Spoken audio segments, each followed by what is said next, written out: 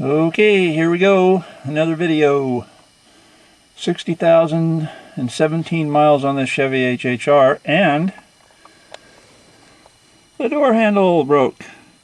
And I mean, it just come right off. Nothing I did, nothing my wife did. And that's what she looks like right there. Anyway, I'm gonna try and put a new one on and see what happens from there. Okay, I'm armed with all the right equipment here. Looks like I got the shop manual, I got the replacement door handle right there. Can't just unscrew it and redo it, so here we go. Okay, the screws are Torx head, that's T-O-R-X, and looks like a T30 fits. Little 1/4-inch drive right here. Anyway, these need to come out. One there. There's two down in there. The geez, I forget what they call it. Anyway, the liner, the handle liner has to come out, but it just pulls right out. It's a just a little rubber piece, basically. A little tab on it. That pulls out, and then you take the two screws loose. I believe this piece will come out then. Put it on pause here and we'll see what happens. Okay, there's a little pushed in plastic plug right here. This thing needs to be removed, and a little, thin screwdriver will get and pull it out very carefully, and try not to screw the end of it up there a little bit or mess it up. Anyway, now I'm going to try and figure out, there's supposed to be a clip here, one down here, two up by the speakers. There's 6 across the top here, and I'm going to see if I can find them, see what they look like. If I can pull this panel up a little ways, maybe I can get an idea what I need as a tool to pull it off. Okay, I'll put a little rag around this, pair of pliers, unscrew it. Still going to have the shaft sticking up here, but at least it's not as long, so when you go to take the panel off, they show it coming up and over that, so we'll see if that'll work. I don't know. It really helps if you have the right tools for this job. They make a tool for reaching in and doing this, but main thing I think you should be aware of is this window glass. You really don't want it down here when you start prying and looking, because you stand a chance of breaking it. Keep it up, rolled up, and then I mean, you might break it anyway, but still you're less of a chance of doing so. I say that because you have to roll the window down to get in and out of the car, and actually this is really pretty easy to get in and out of because the handle's right there and it opens very easily. Thank God for that, but still you don't want to take any other extra chances. Like, this is my fine tool here. Yeah, there's a clip here. They show one here and they show one down here, but I haven't seen one yet. I have to see it so I can see if it's just an old type pop-in or what. I don't know, but the tools that I am using are pretty light, and I'm unable to pull it back as far as I am with this one. Okay, I think it calls for a flashlight, so I'll go get a flashlight and be able to look down in there better. Okay, it's pretty tight clip here. I popped it out of its socket.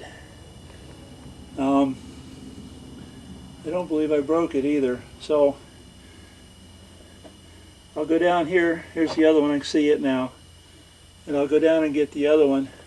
It's I'll show you this when I get them out, what they look like, so you'll know a little more.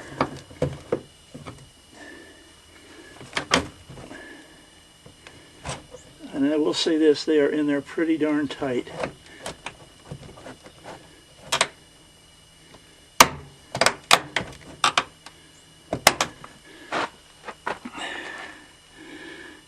helps to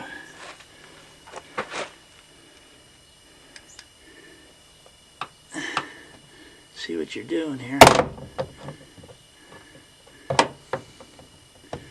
Well, got that one out. A little different. Different part of it stayed in, so okay. That's another thing I can show you. Anyway, let me pick this camera up, bring it around here, give you an idea what's inside there. It's going to get a little jerky here.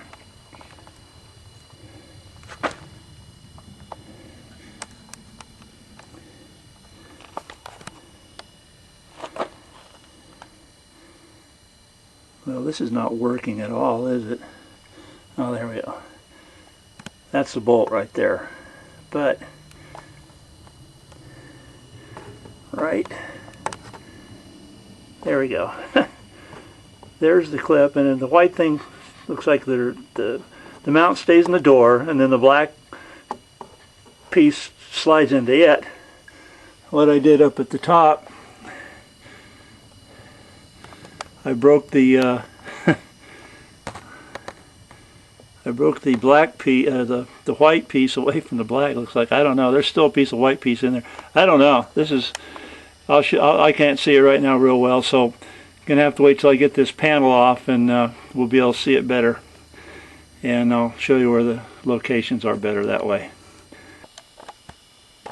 Okay, good news. Once you get it started and work your way around, it starts getting a little easier. Now it does get tight around the speaker area, and I don't know if I did something to my speaker or not. I won't know until I look at it later. But there's no way of getting around this. I'm going to have to move this camera to show you a little bit.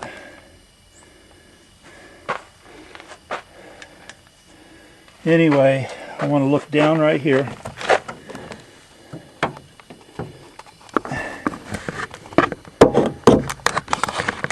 You can see the plugs, or the receptacles, what they look like. And this is hard to do.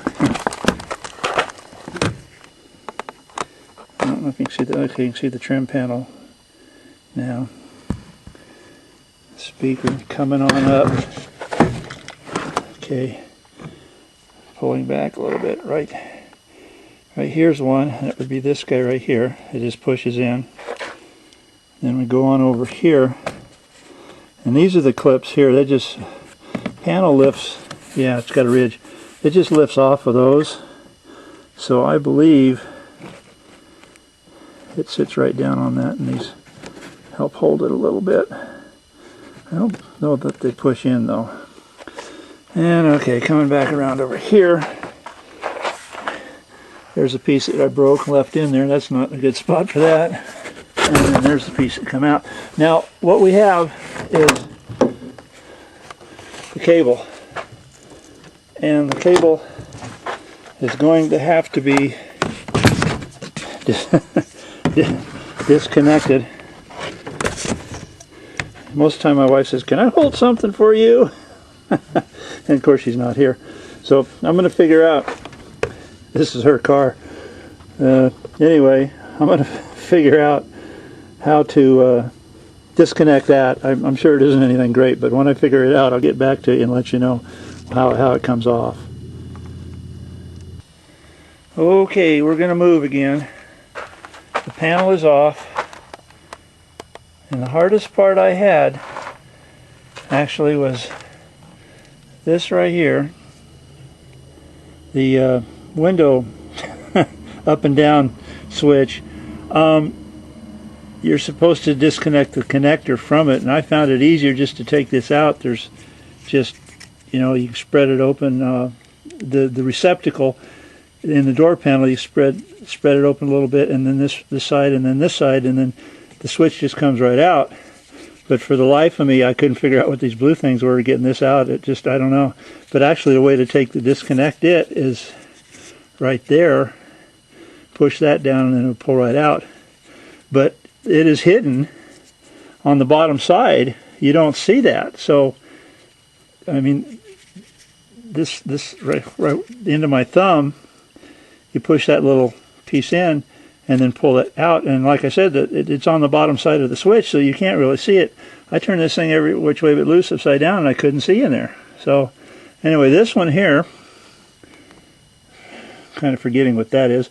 Oh, that's your outside mirror adjustment. That came right out pretty easy.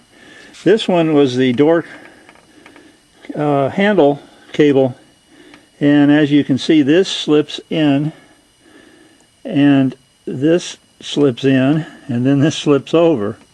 And I'll show you, I'll move over here. Right in here, this is spring loaded, so right here. But anyway, the piece slips down in here and the cable goes right in there. You'll see it when you take it apart.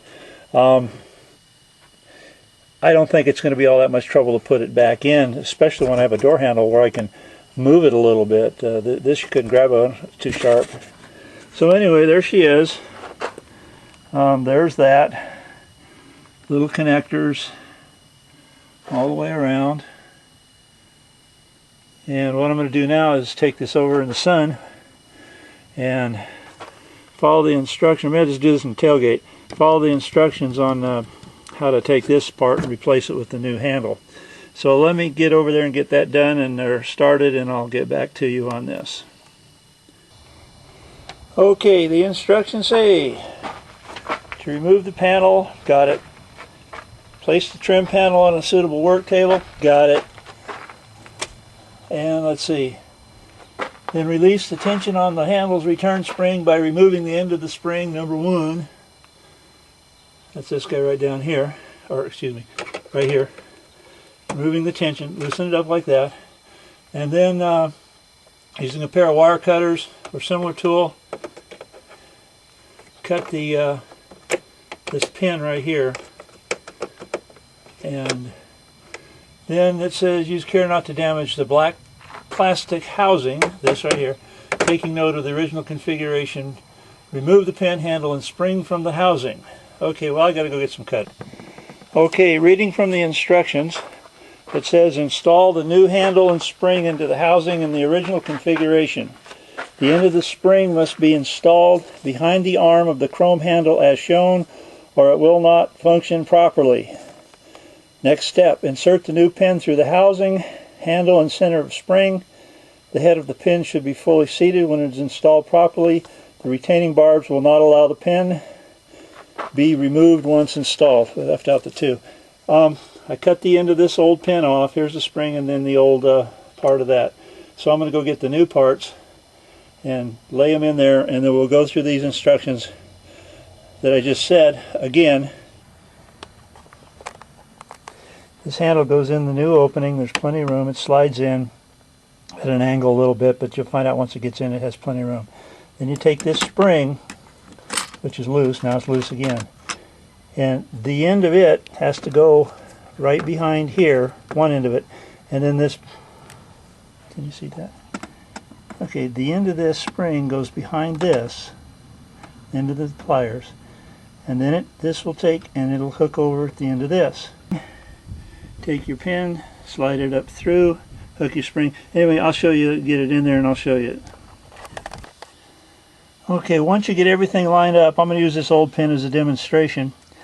I went and put a little petroleum jelly on the end of the pin, and it helps slide it in easier. It went in a lot easier because it is stiff, and you got to be careful, you'll break something. Anyway, get started, goes through here, goes through the spring, goes through that plastic piece, comes out the other end, snaps closed. I used this to get a good hold on the right at the front and sort of push, and it was tight, but it did snap in finally, the first one. This is a little tight getting through here, I will tell you that. Anyway, you can do it. Now, I believe all I have to do is hook up this spring and find my pliers. I don't want to use it. Okay, they were right where I left them, under my nose. Anyway, there, spring's attached.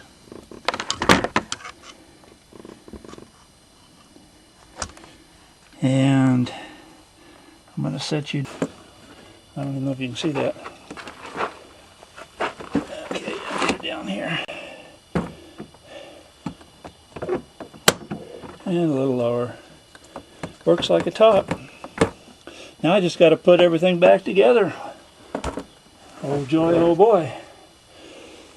Put you on pause. Let you know how it turns out. Okay, it all popped back into place fairly easily. Not too much trouble here. All nice and tight around through there. Got it tight around there. Like I said, it just, when I lined everything up, it just went right in. No problem whatsoever. Made sure. Had this over the top first. Like, it's going to drop it down this way. And then over the clips here on the back side. And then I popped it in on the side here. Everything was fine. Up until the last one, the very first one I started with, when I didn't know what I was doing, what kind of clips. Anyway, the piece that was broken off, it fell back inside the door. But it looks like, quit shaking, I can get another piece and probably put it right in that way, and if not, maybe pull the panel off a little ways and reinstall it behind the door. But to me, it looks like they pop in from, anyway, it looks like they pop in from the front, so I can just get a clip, and I can fix that, I hope. So anyway, backing away here. Oops, this way. Anyway, there she is.